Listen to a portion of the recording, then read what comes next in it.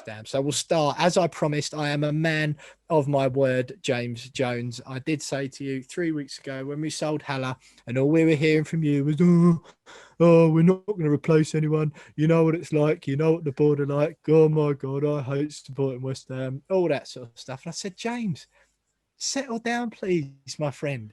It's sweetness and light. It's 2021. It's a new year. We're flying up the table, going to finish Champions League. David Moyes is a genius. There is no way, I said, that West Ham United's board will just completely undermine David Moyes' sterling efforts so far this season by not reinvesting either the Grady Diangana money, £18 million, which we got at the beginning of the season, or the £20 million we recouped for Sebastian Haller. I said, stop boring the fans with your grim, dour attitude about all this. Leave it 3 weeks and we'll prove you wrong, me and Tom. When we've signed a couple of new strikers and we're going to finish fourth guaranteed, then you'll be sorry. Well, now look what's happened. I'm sorry. You were right, James. Oh, apology accepted. That was quite a good impression of me, actually. I'm quite impressed. I just don't know how either of you can be so naive.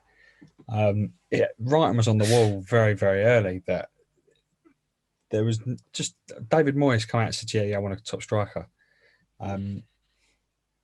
If we were actually going to sign someone, Josh King would have arrived very, very early in the window. He was the player that we were led to believe was who David Moyes wanted over Ben Rama in the summer. Didn't get him. Okay, well, now's the perfect opportunity to get Josh King because we've sold one striker for 20 million quid. Bournemouth wanted 20 million in the summer for Josh King. Just go out and get yourself Josh King. Didn't happen. And with every passing minute, you could just tell that we were going to end up with just Antonio, his unreliable hamstrings, Andre Yarmolenko, who just isn't a striker. He did all right against Doncaster, didn't he? But, yeah, well. You could have done it right against Doncaster, couldn't you? I definitely could. Tom definitely could have. I was ex-semi-pro. Played for Geesley, you know. Played for Geesley, yeah. Come on, the boys. Easy day's work. I know I said I'd let rip, but part of me is like, why are we surprised that we're now sat in this situation? Why are we now surprised that we've now got pinning all of our hopes of European football and continuing this incredible season that we're having on Antonio staying fit? He just doesn't have it in him to put a long run of appearances under his belt because his hamstrings won't hold up to it. I hope I'm wrong on that point, but I think we've just the club has let itself down. I can understand maybe where David Moyes is coming from in terms of, it came out that he wanted someone but didn't want to waste money, didn't want to just buy someone for the sake of buying someone. He was stung massively with Jordan Hugill the last time he was at the club on deadline day. Knew he had signed a striker. But massively, mate. Like, what, 8? How much was he? 8 million? It was like 8 or 10 million or something like that. And it was a panic buy. It was a panic buy on deadline day. So I get it. I understand. But that's not mate. What's 8 million quid, isn't it? Even if he goes for nothing. You've had 2.5 weeks or 3 weeks to find someone that isn't a waste of money or isn't a panic buy. We must have a load of documents, in our little scouting cupboard, which doubles up as a janitor's room at the training centre.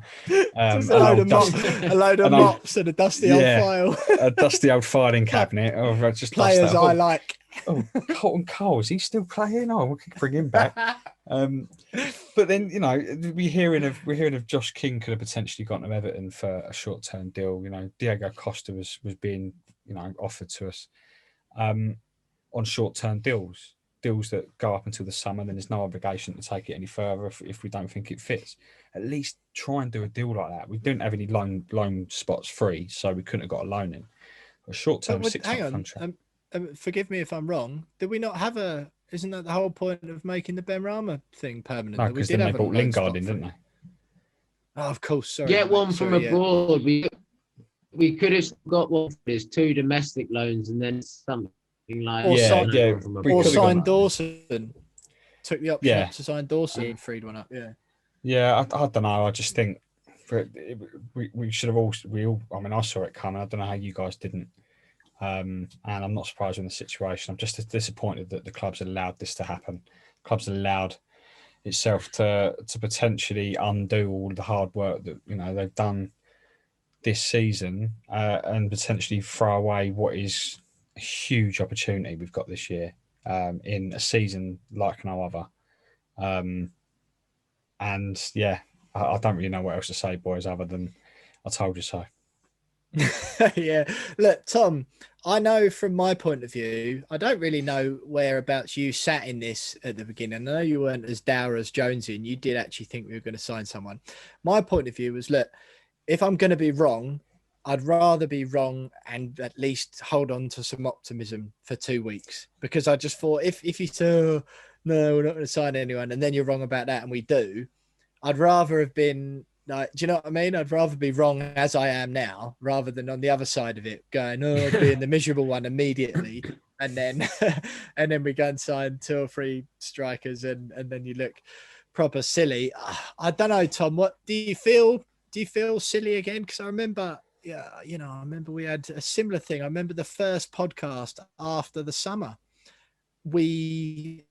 I, as part of my introduction, proper laid into the club about the transfer business and the lack of signings again, and then 4 months later or whatever it is, 4 months later, we're sitting in 5th place in the Premier League, and all of a sudden, I remember we were all of us taking the mickey out of Craig Dawson and saying, what a marquee signing that is, blah blah blah.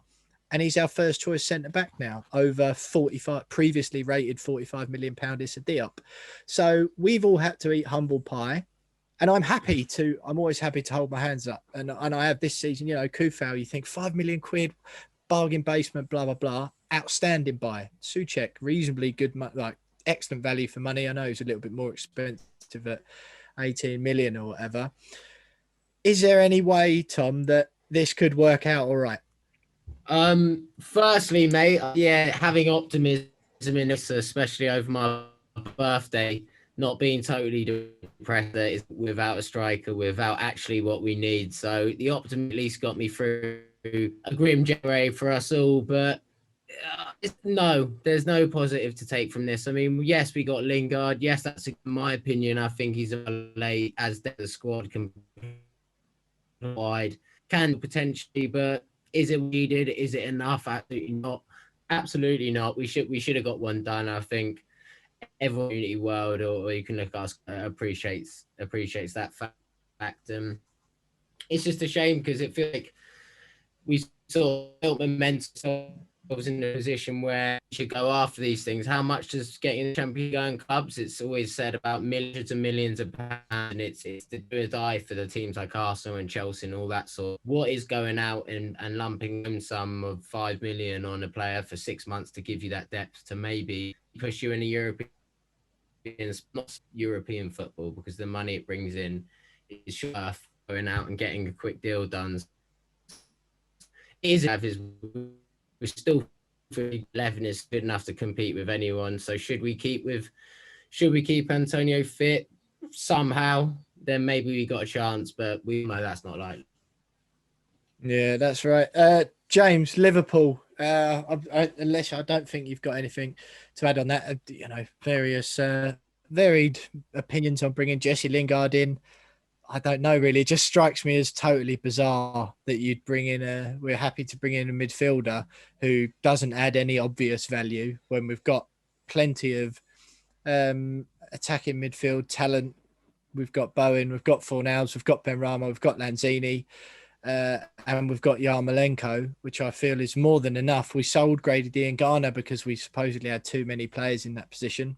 And we can find money for Lingard, and David Moyes is going, I don't want to do anything, and I want to rebuild in the summer is what he came out and said today. I want to save my money until then. Well, why waste the loan on Lingard? Why not loan a striker for that period of time? It just doesn't make any sense. And this is one of those situations often when we chat on this podcast, I think, and when I hear football fans chat in general, there's always so many things going on inside a club. isn't there? Finances, things that fans will not and are never au fait, or they're never lucky enough or fortunate enough to get to see what's going on inside clubs. So every single fan conversation is always a little bit caveated with, all right, it sounds like you know what you're talking about, but you're only seeing it through an outside perspective. If you're sitting in the boardroom, there might be other things going on, but ultimately there was money there. It's just a no-brainer to get another striker, and it doesn't even matter if they're average, even if they ended up like another Jordan Hugill or whatever, which again, bearing in mind, that's the worst case scenario. Not every striker is going to be Jordan Hugill level. Even if you got someone of, I'm not saying the same money, but Hernandez ability, I never rated him that much at all, but he was okay to come off the bench and at least put a centre forward on. Do you know what I mean? And I just think I just don't understand it at all. To waste the money on Lingard, who we don't need. You know, Tom thinks he might be a good signing. Okay, fair enough if that's your opinion. But we did not need him in a window like that. Surely you go with what you need first, and we haven't done that. I find it annoying. But like I say, given that I spent a great deal of time at the end of the last transfer window taking the rise out of the signing of Craig Dawson, who is now an absolute West Ham hero and soon to be our top goal scorer if he keeps on going. I do temper that somewhat, but I just think you look at Everton. They, brought Josh King in. They've already got Calvert-Lewin. They've got Richarlison already. Cenk Tosun, I think's left, but Cenk Tosun's left, so they've bought Josh King to replace him because they're a Premier League club who want to finish in and around the European spots. So they've got 2 or 3 strikers on the books. That's not. It's not fan ignorance to suggest they need a striker, is it? That it's not. It's definitely not. James, save me because you're supposed to be the angry one this week. No, I think the signing of Lingard kind of almost put the nail in the coffin of any hope of signing a striker, purely because it suggested that he sees Yarmolenko as that backup striker. We've got was it Odebeko as well, still at the club. Afolayan's gone out on loan. Maybe Odebeko's been on the bench quite a few times recently. Obviously, he made his debut against Stockport, but maybe he sees a little bit in him and maybe thinks, we can probably ride this out until the summer. I just think it's a massive gamble. Lingard might prove to be a good signing. I don't really know where he fits in yet. I think Lanzini probably does a better job than him off the bench. Is he going to put the same work rate in as someone like Fornals? I don't know. He's got lots of proof, so maybe he will. He's got his career to save, really, because he's all gone a bit downhill at Man United. And he's probably going to want to try and prove Man United wrong rather than, try and force a permanent move to West Ham. He wants to go back to Man United, probably, and get game time. So it's a strange one. I don't really know what else to say. It's just, as I said before, it's disappointing, but I can kind of see the thinking behind how we've ended up where we've ended up, in terms of he didn't want to panic buy because he got bitten last time with Jordan Hugill. He's been offered the chance to sign Lingard, which kind of then allows Yarmolenko to play backup striker with the young Odebeko as a third choice if we need him. Okay, let's not waste the money. Let's ride it out until the summer. It's just a massive gamble for me, given the massive opportunity that we've got in front of us this season. We're not going to get this again. It's not going to be as tight as it is this season again, unless we have another, global pandemic and we have to do this again for another 2 or 3 years. It's just not going to happen. No. So yeah, we've potentially blown it, and it'll be our fault. It will be West Ham's fault. Yeah, absolutely, mate. Absolutely. Not good stuff to start the show with there. Fingers crossed Antonio doesn't get injured, but there does seem that likelihood. And do go, James Jones wrote an excellent piece for The Sun earlier today. So go over to the West Ham Twitter or just search West Ham on the Sun Sport website, and you'll see James's Fans View article that he wrote earlier. A brilliant piece just outlining how frustrating it is that West Ham have undermined all of David Moyes' good work, or certainly put it at massive risk by not signing a striker. So do go and have a read of that if you fancy it. Joe.